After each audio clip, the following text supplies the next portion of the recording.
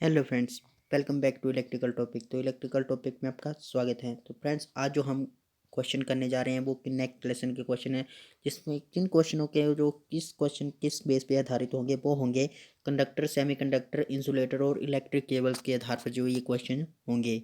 अगर आप इस चैनल पर नए आए हो तो प्लीज़ चैनल को सब्सक्राइब करके बेल आइकन को जरूर ऑन कर दें, क्योंकि ऐसी नॉलेजेबल वीडियो आपको इस चैनल पर मिलती रहती है।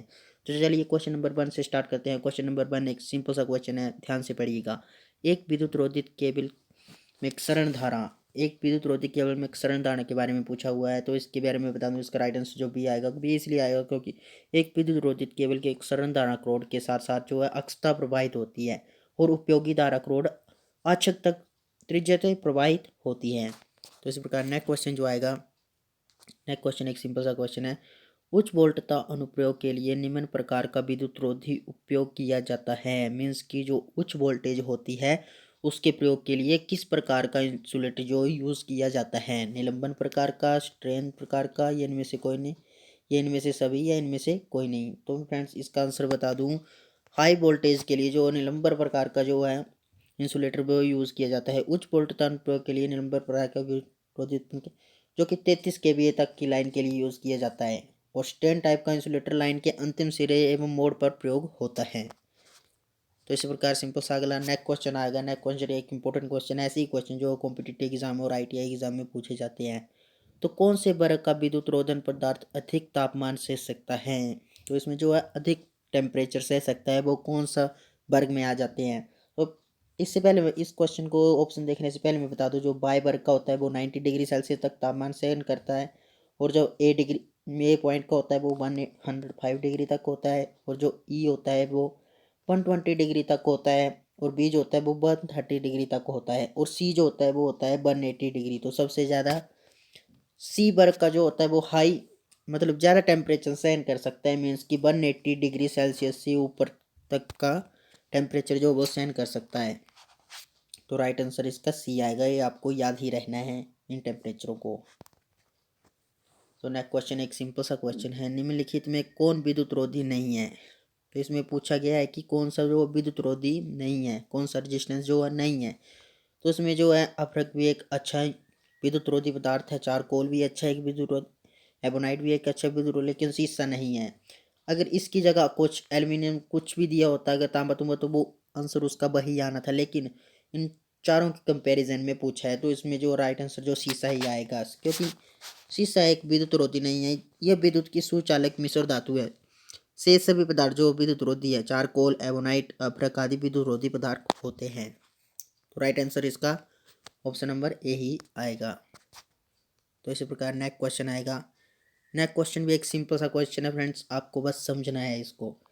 तीन कोर केबल में, जो तीन कोर केबल होती है आपने देखी ही होगी, जिसमें अंडाकार चालक प्रयुक्त होते हैं, जिसके कारण नीचे दिए गए हैं, जो मीन्स कि ऐसे प्रकार की होती है वो तीन कोर केबल।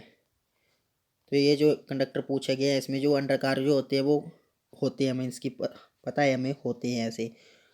तो इसमें जो ये चार ऑप्शन दिए हैं इनमें से कौन सा गलत है इसके सहयोग में? तो इसमें जो आएगा केबल का समग्र, ये भी सही है। केबल का समग्र व्यास बढ़ता है और वोल्टेज पतन शक्ति हर्ट्ज कम देता है, ये भी सही है। केबल का भार कम होता है, हाँ ये भी सही है। लेकिन केबल का मूल्य कम होता है, ये इसका राइट आंसर नहीं है। मीन्स कि ये इसके बारे में सही नहीं है, ये कथन जो गलत है, क्योंकि तीन कोर केबल अंडाकार चालक प्रयुक्त होते हैं जिसके केबल का मूल्य कम होता है, बिल्कुल गलत। तो उसका राइट आंसर जो ऑप्शन नंबर डी ही आएगा। तो नेक्स्ट क्वेश्चन जो आएगा सिंपल सा क्वेश्चन है, इसमें दो क्वेश्चन निकल के आते हैं इसमें से। कई बार आपसे एग्जामिनर पूछ ही लेता है कि पीसीबी की फुल फॉर्म बताएं। तो पीसीबी की फुल फॉर्म आएगी printed circuit breaker, printed circuit board. और नेक्स्ट क्वेश्चन जो आएगा इसी क्वेश्चन के ऊपर जो बनता है, प्रिंटेड सर्किट बोर्ड कैसे बनाए जाते हैं। तो मैं फ्रेंड्स आपको बता दूं, प्रिंटेड सर्किट बोर्ड जो होते हैं वो इलेक्ट्रोप्लेटिंग से बनाए जाते हैं। और इलेक्ट्रोप्लेटिंग होती है मीन्स कि किसी अन्य धातु पर, किसी जैसे कोई सोने की धातु है उस पर आपको चांदी की परत चढ़ानी है, या चांदी की धातु उसको सोने की परत चढ़ानी है, उसके लिए जैसे चांदी की धातु पर सोने की परत जो चढ़ाई जाती है उस प्रक्रिया को इलेक्ट्रोप्लेटिंग कहा जाता है। और जो ये विद्युत के जो है, इलेक्ट्रिसिटी के जो, वो केमिकल इफेक्ट में आती है। यह इसका right answer option number B आ जाएगा, इलेक्ट्रोप्लेटिंग से।